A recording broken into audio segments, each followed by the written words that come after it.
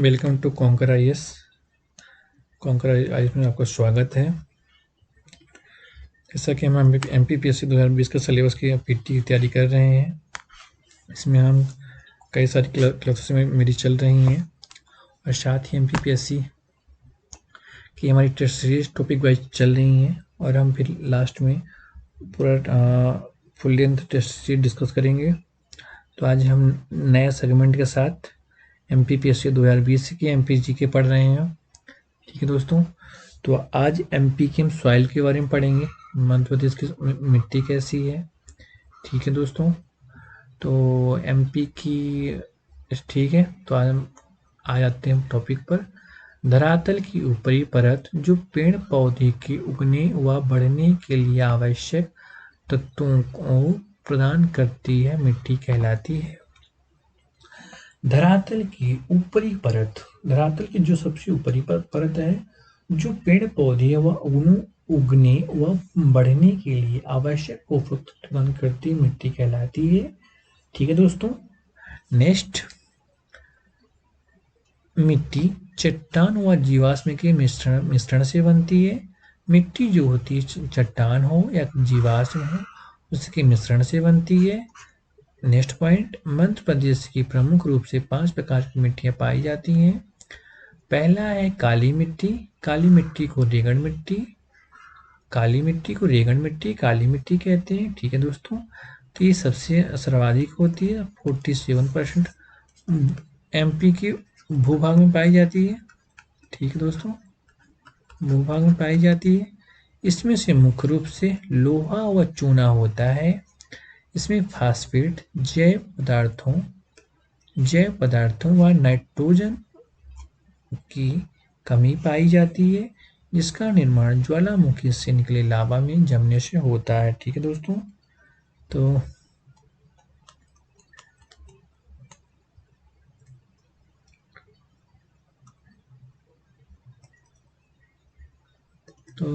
दोस्तों तो काली मिट्टी को ही रेगड़ मिट्टी बोलते हैं, सब सर्वाधिक होती है 47% एमपी मध्य प्रदेश के भूभाग में। इसमें मुख्य रूप से लोहा व चूना होता है। इसमें फास्फेट, जैव उत्पाद, नाइट्रोजन की कमी पाई जाती है। इसका निर्माण ज्वालामुखी, इसका निर्माण कैसे होता है दोस्तों, तो पृथ्वी के अंदर, जैसे देखिए ये मान लीजिए पृथ्वी है, तो इसमें पृथ्वी में जैसे ये क्रस्ट होता है, इसका जो यहाँ लावा निकलता है, तो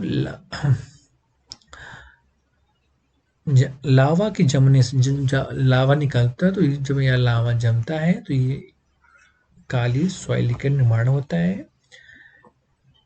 नेक्स्ट पॉइंट, ये क्षारीय प्रकृति की होती है। इसका पीएच मान 7.5 से 8.5 होता है। ये कपास के लिए सर्वाधिक उपयुक्त है, गेहूं व सोयाबीन के लिए अच्छी है।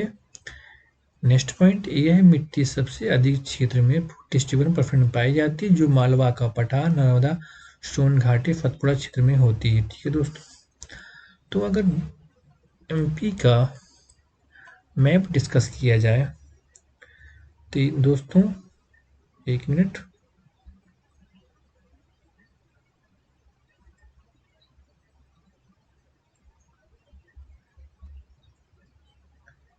ये मालवा का पठार होता है, ये मालवा का पठार, ये सतपुड़ा का पठार, ये नर्मदा घाटी, ये बघेलखंड पठार। तो जो इसमें बोला गया कि मालवा का पठार, नर्मदा घाटी, सतपुड़ा नर्मदा घाटी, और ये मालवा का पठार, मालवा, नर्मदा घाटी, सतपुड़ा, इन तीनों में ब्लैक सॉइल पाई जाती, कितने परसेंट दोस्तों, 47%। ठीक है, ये लावा के द्वारा हुआ है, मतलब लावा जो पृथ्वी के भूगर्भ से निकलता है उसके जमने से होता है।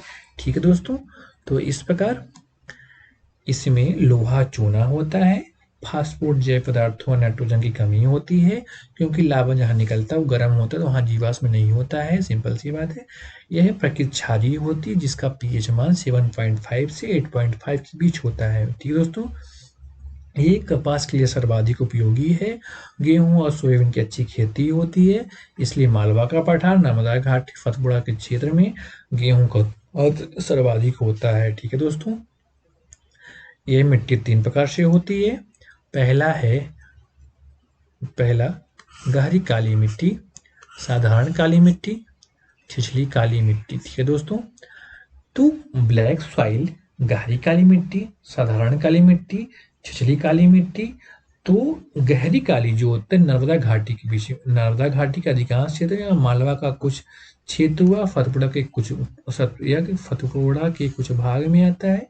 ये काली मिट्टी कुल क्षेत्र का लगभग 3.75% है।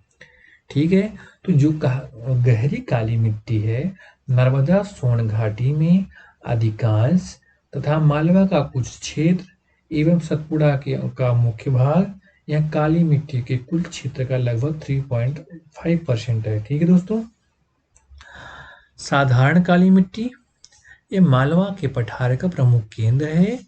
यह काली मिट्टी का क्षेत्र का 37% है, जो प्रदेश के लगभग 400 लाख एकड़ भूमि पर फैली हुई है। सिंचाई के लिए आवश्यकता नहीं होती है। ठीक है, तो जो साधारण काली मिट्टी है मालवा का पठार, इसका प्रमुख केंद्र है। दोस्तों, अगर मैं आपको एमपी का मैप बताऊं,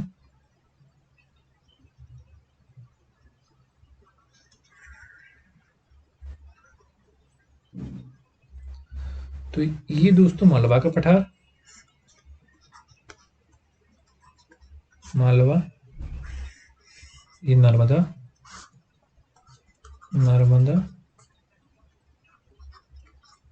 नदी घाटी, ये जो है सतपुड़ा। ठीक है, तो ये बोल रहा है मालवा का पठार, इसमें 37% साधारण मिट्टी का है।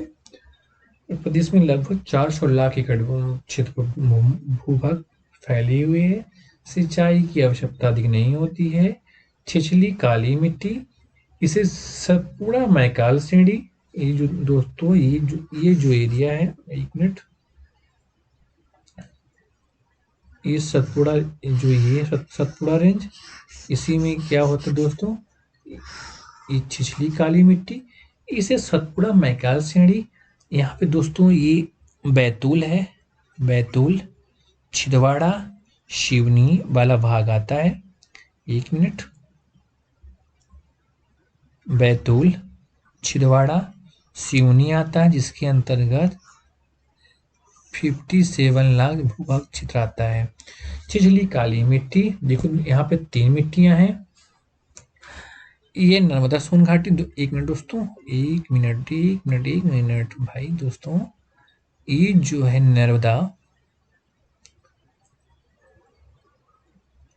नर्मदा के या कि मालवा का कुछ भाग इसमें आता है, ये इसमें आता है दोस्तों। नर्मदा सोन घाटी में अधिकांश तथा मालवा का कुछ भाग या फतपुड़ा का कुछ भाग आता है। काली मिट्टी का कुल क्षेत्र का 3.5% है। साधारण काली मिट्टी, इसमें यह मालवा का पठार इसका प्रमुख केंद्र है। यह काली मिट्टी का लगभग 3.5% है। साधारण काली मिट्टी, ये मालवा का पठार इसका प्रमुख केंद्र है। ये काली मिट्टी के कुल क्षेत्रफल का लगभग 37% भाग में पाई जाती है, जो प्रदेश के लगभग 400 लाख एकड़ भूभाग पर फैली है। सिंचाई की आवश्यकता नहीं होती। छिछली सतपुड़ा, यह क्षेत्र सतपुड़ा,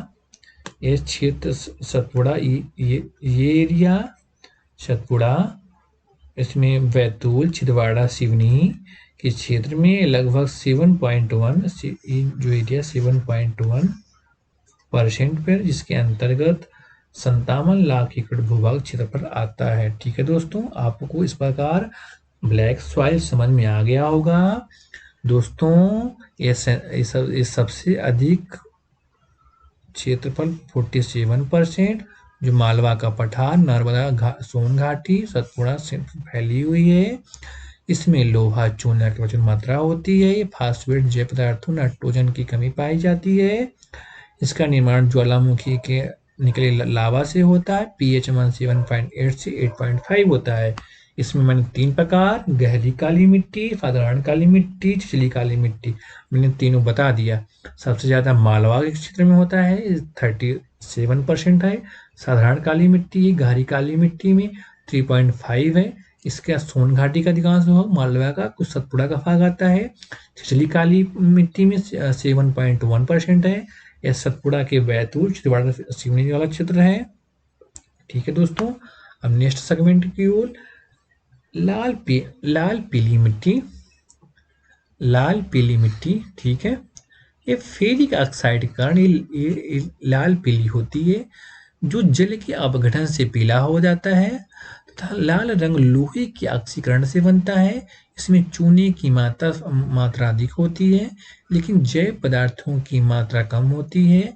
प्रकृति में 5.5 से 8.5 मान होता है, जिससे कि यह अम्लीय से क्षारीय होता है, जो चावल के लिए उपयुक्त है। ठीक है दोस्तों, अगर मैं आपको ये एमपी के संपूर्ण भाग, पूर्वी भाग बघेलखंड में पाई जाती है, जिसे मंडला, बालाघाट, शहडोल जिले आते हैं। यह प्रदेश में संपूर्ण मृदा का 37 भाग है। गोंडवाना शैल समूह से निर्मित है। देखो दोस्तों, लाल पीली मिट्टी, एक मिनट, देखो दोस्तों, ये जो लाल पीली मिट्टी है, ये है बघेलखंड प्लेट्यू, बघेलखंड, इसी कितना 37 और ये कितना 47। ठीक है दोस्तों, ये फेरिक ऑक्साइड के जल अपघटन से पीला रंग होता है तथा लाल रंग लोहे के ऑक्सीकरण से बनता है। इसे चूने की अधिकता होती है, लेकिन जैव पदार्थों की मात्रा कम होती है। प्रकृति में 5.5 से 8.5 का पीएच मान होता है, जिससे यह अम्लीय से क्षारीय होता है, जो कि चावल के लिए उपयुक्त है। लाल पीली मिट्टी चावल के लिए बहुत उपयुक्त है। यह मध्य प्रदेश के संपूर्ण बघेलखंड में पाई जाती है, जिसमें मंडला, बालाघाट, शहडोल जिले आते हैं। यह प्रदेश के संपूर्ण मृदा का 37% भाग है। एक गोंडवाना लैंड का समूह है। ठीक है दोस्तों, अब हम आते हैं तीसरी मृदा, मिश्रित मृदा। ठीक है, इसमें लाल, पीला, काली मिट्टी के संपूर्ण सम्मिश्रण पाया जाता है, जो बुंदेलखंड क्षेत्र में पाई जाती है। इसे मुख्यतः मोटे अनाज के लिए उगाते हैं।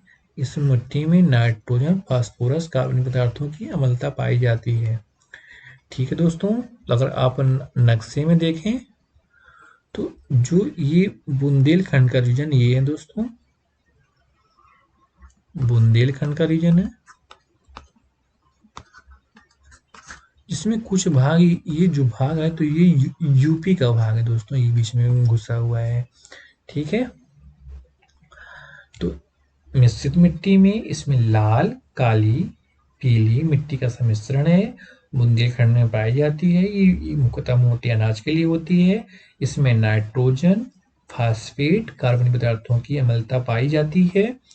नेक्स्ट पॉइंट, ठीक है दोस्तों, 4th पॉइंट, जलोढ़ मृदा।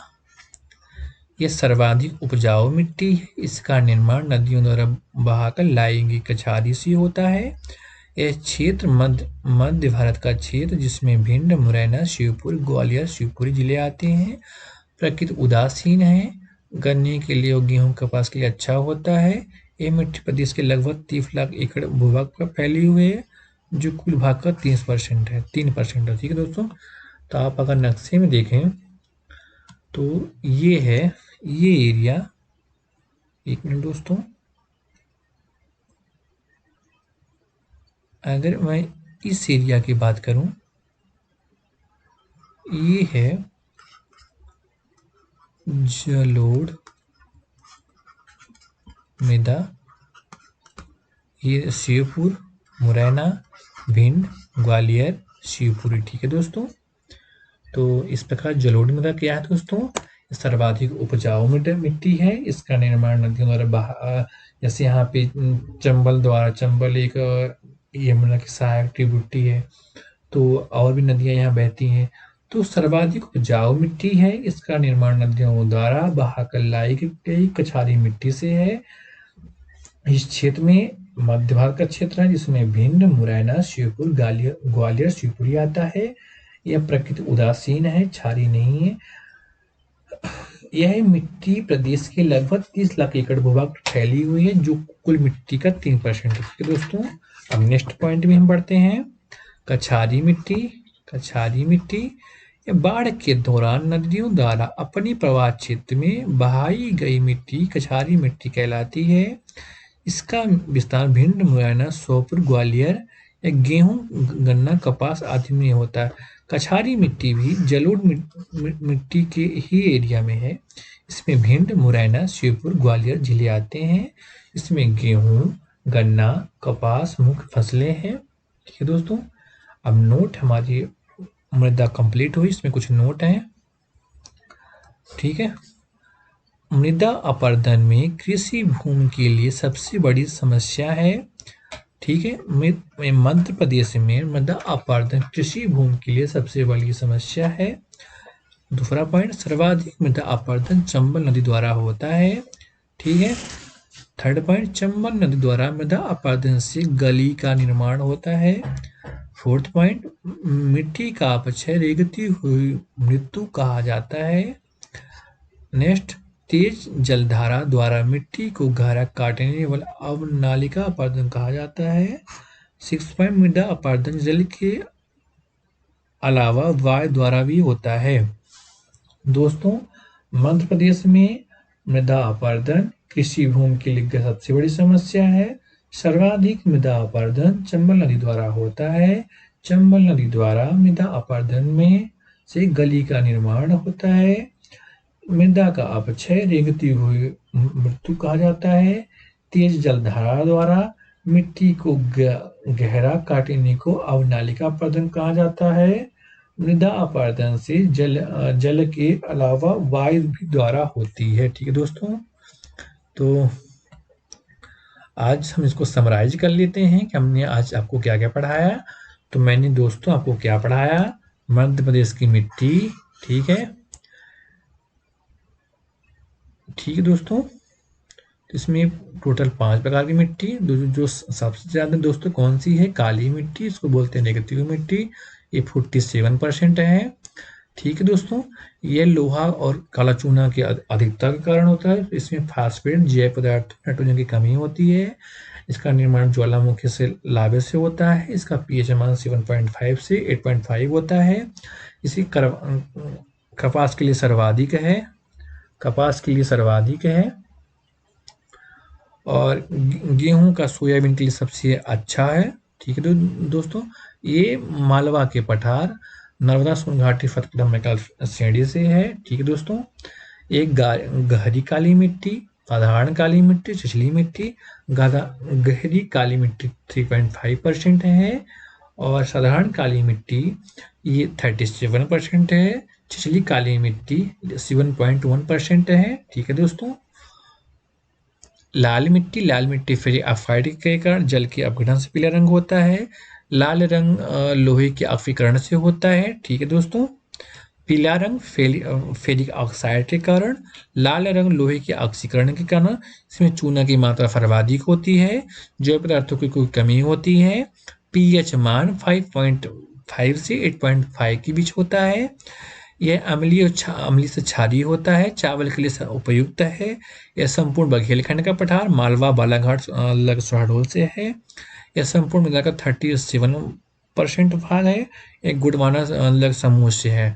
हमने लाल पीली मिट्टी लाल क्यों होती है, तो ये लोहे के ऑक्सीकरण से, और पीला क्यों होता है, फेरिक ऑक्साइड से। चूने की अधिकता होती है, जल मात्रा की कमी होती है। ठीक है, इसका जो प्रकृति है 5.8 से 8.5 पीएच मान होता है। ये अम्लीय से क्षारीय होते चावल के लिए उपयुक्त है। सेकंड पॉइंट, इस संपूर्ण बघेलखंड में मालवा बालाघाट शहडोल में आता है। संपूर्ण मृदा का 35% भाग है। ठीक है, मिश्रित मिट्टी, इसमें लाल, पीली, काली मिट्टी होती है। ये बुंदेलखंड के क्षेत्र में पाई जाती है। ये मोटी अनाज के लिए है। इसमें नाइट्रोजन, फास्फेट, कार्बनिक पदार्थों की अल्पता की मात्रा होती है। जलोढ़ मिट्टी मैंने पढ़ लिया। इसमें आपको मध्य भारत का क्षेत्र आता है। प्रकृति उदासीन होती है, गन्ने और गेहूं के लिए अच्छा होता है। कुल मिट्टी के लगभग 3% है। कछारी मिट्टी भी मध्य भारत का क्षेत्र है। इसमें भिंड, मुरैना, श्योपुर आता है। बाढ़ के दौरान नदियों द्वारा अपने अपवाद क्षेत्र में बिछाई गई मिट्टी कछारी मिट्टी कहलाती है। एक गेहूं, गन्ना, कपास इसकी मुख्य फसलें हैं। ठीक है दोस्तों, तो इस प्रकार हमने आज ये वीडियो पढ़ा, अल्लाह की देखा class. Thanks for watching this video. Hit the bell icon button, subscribe the channel, like and share the video. अगर आपको अच्छी लगी हो मेरी क्लास तो आप वीडियो को लाइक करिए, शेयर करिए, सब्सक्राइब करिए। और हम दोस्तों, हमारी टीम MPPSC के नए सिलेबस के अकॉर्डिंग प्रयास कर रही है। जो आपका एग्ज़ाम 11 अप्रैल को होने वाला है। हमारी कई सारी क्लासेस हो चुकी हैं और हमारी लकी पैरेलल टेस्ट सीरीज भी टॉपिक वाइज चल रहा है। अगर आपने वो सारी क्लासेस नहीं देखा है तो आप कॉन्कर IAS के प्लेलिस्ट में जाकर MPPSC की टेस्ट सीरीज और MPPSC की क्लासेस आप देख सकते हैं। बहुत बहुत धन्यवाद दोस्तों।